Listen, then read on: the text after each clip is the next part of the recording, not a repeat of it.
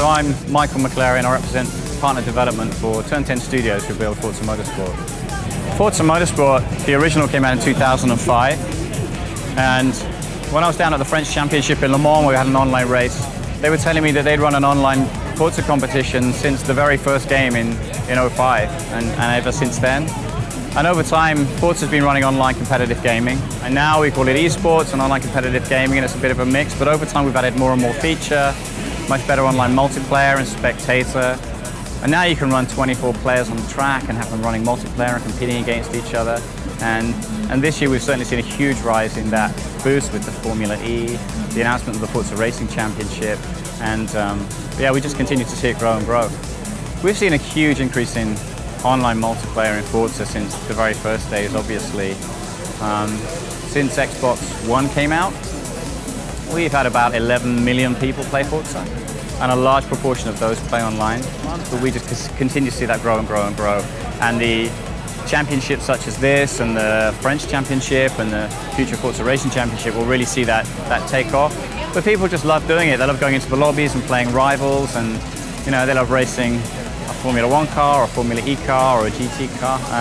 Yeah, we've seen those numbers grow and grow and grow. And as you bring in chat and more social aspects and people joining into those races and building teams, yeah, we only expect to see it get even bigger. Well, Formula E has always had that rather advanced, future-looking mentality. So we partnered with them a while back to put the Formula E cars in the game. And that was really popular with our fans. They loved being part of that new wave, being part of that innovation as well. So yeah, they came to us and we spoke to them towards the end of last year and early this year, and they approached us about the race-off, the Senna Prost race-off.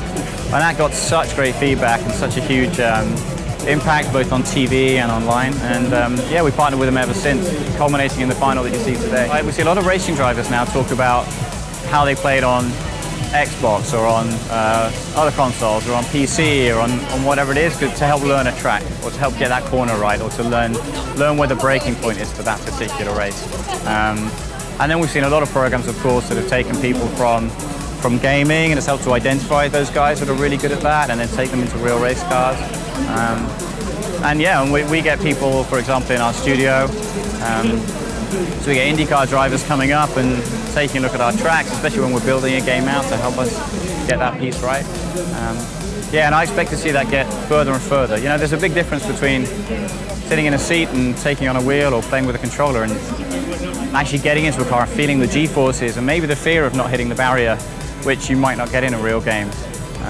But for those guys that really want to be good at it, they care about hitting the barrier, they care about getting the curb and throwing the car out of balance, and they can take that to the real track as well, and we're seeing that more and more.